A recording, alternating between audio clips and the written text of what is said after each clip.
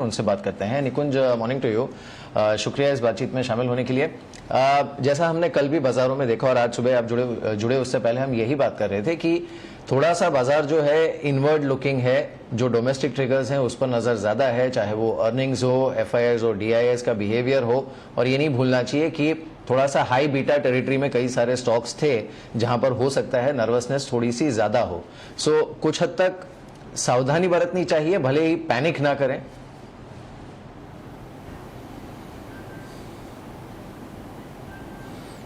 मीर देखिए, अगर हम कुछ इंट्राडे ग्राफ्स देखें तो कल जो आईआरसीटीसी में हुआ था, यूनियन बैंक के शेयर में हुआ था, जिस प्रकार से टाटा मोटर डेज हाई से डेज लो पर स्विंग हुआ है, काफ़ी बड़ा स्विंग था। 15 से 20% स्विंग एक स्टॉक में, अगर आप एक बड़े एफएनओ लार्ज स्टॉक में देखते हैं तो एक प्रश्न ज़रूर आता है कि भाई क्या हुआ और क्या यह आने वाले समय का संकेत है।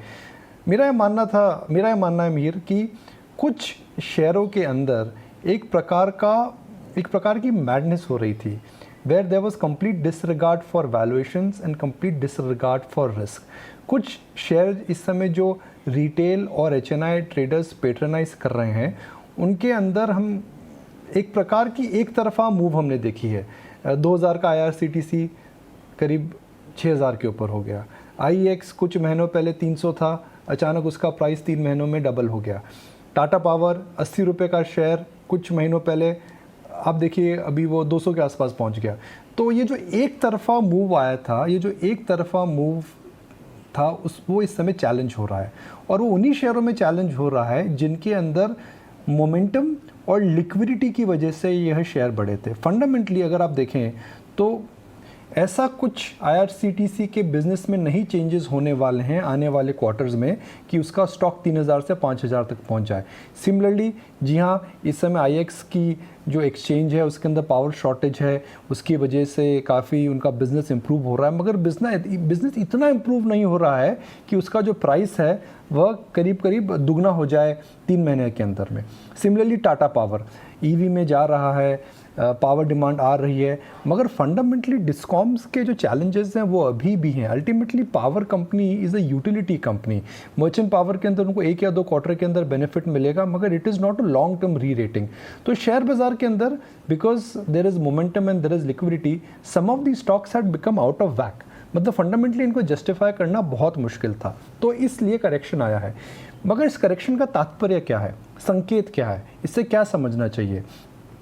वीर, मुझे लगता है कि कुछ मिड कैप स्टॉक्स के अंदर, जिसे हम हाई बीटा शेयर्स बोलते थे, जिनको हम हाई रिस्क शेयर बोलते थे, इस समय रिस्क ऑफ हो सकता है, मगर पूरी तरह से रिस्क ऑफ नहीं होगा।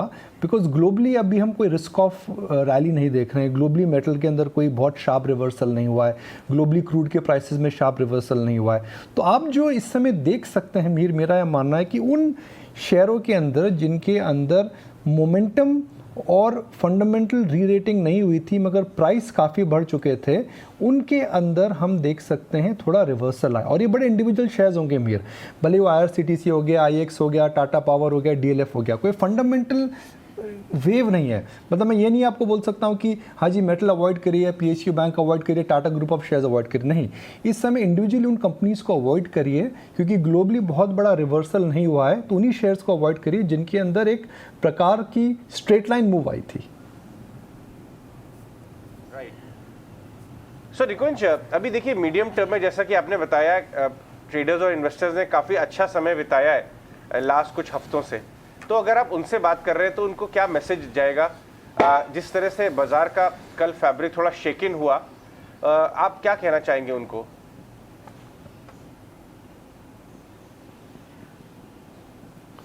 अजय, शेयर बाज़ार में रिस्क और वॉलेटिलिटी भूलनी नहीं चाहिए। अगर आपने शेयर बाज़ार में इस समय प्रॉफिट कमाया है तो थोड़ा प्रॉफिट बुक करने के अंदर कोई हर्ज नहीं है।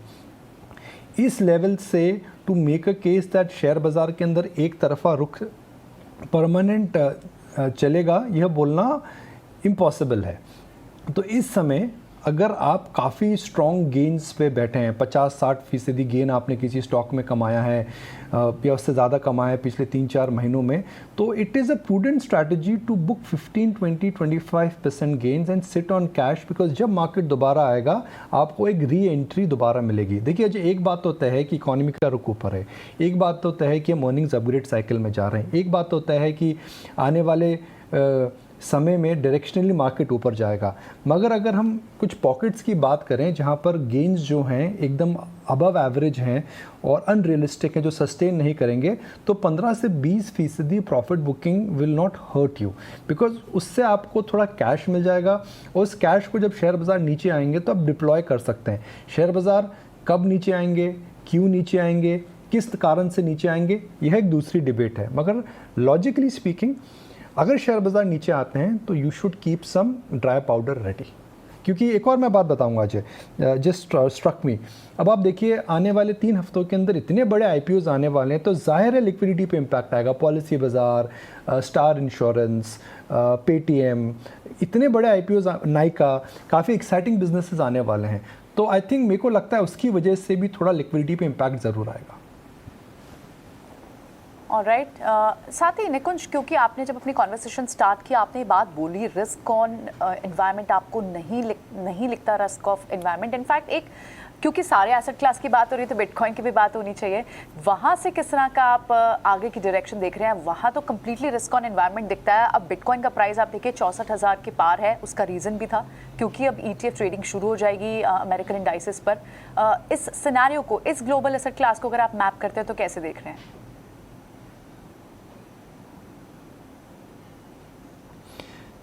प्रियंका, मेरे my understanding of bitcoin is not as deep as how I understand equity markets. मगर बिटकॉइन की अगर हम एक डायरेक्शनल मूव देखें तो इस समय जाहिर है दैट जब money is moving out of, there is so much of liquidity that money is moving into a new alternative classes, और उस ऑल्टरनेटिव क्लासेस का नाम है क्रिप्टो। क्रिप्टो में लीडर बिटकॉइन है, और इस समय क्योंकि बिटकॉइन और क्रिप्टो के अंदर इतनी तेज़ी आ रही है, हम देख रहे हैं कि उसमें ट्रेडिंग इंटरेस्ट काफ़ी ज़्यादा बना हुआ है। यह बोलना बहुत मुश्किल है कि क्रिप्टो करेंसी का इम्पोर्टेंस क्या रहेगा। हम जानते हैं भारत सरकार अपनी एक डिजिटल करेंसी लाने की बात कर रही है। हम जानते हैं कि भारत सरकार ने किस तरह से जो बिटकॉइन को लेकर के एक बहुत पॉलिसी का खुलासा नहीं करा है, उसको लेकर के काफ़ी ओपेकनेस अभी है। तो बिटकॉइन एक प्रकार का, मैं एक्सपेरिमेंट नहीं बोलूँगा, मगर बिटकॉइन एक प्रकार का एक एसेट क्लास एलोकेशन है जो उन्हीं लोगों को करना चाहिए जो वॉलेटिलिटी और रिस्क सहन कर सकते हैं। हालांकि आज बिटकॉइन 60,000 के ऊपर है, मगर कुछ दिनों पहले बिटकॉइन 30,000 के नीचे था। एक साल के अंदर हमने बिटकॉइन के अंदर 50,000 से 30,000 की मंदी देखी और 30,000 से फिर 60,000 की तेज़ी देखी। अगर आप इतनी वॉलेटिलिटी सहन कर सकते हैं तो बिटकॉइन में आपको ट्रेड करना चाहिए।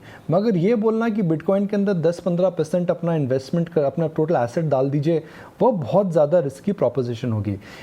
बिटकॉइन को लेकर के ग्लोबली भी अभी जो बहुमत है वो क्लियर नहीं है।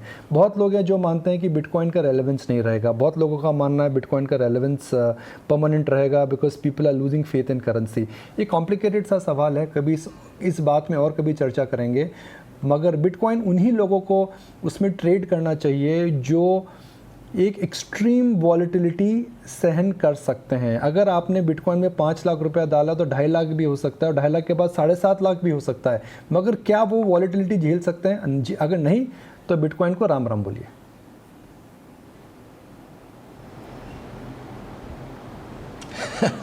बिटकॉइन को राम राम, ये अच्छा कहा आपने निकुंज, शुक्रिया आपका ये व्यू शेयर करने के लिए। और हाँ, हम लौटेंगे आपके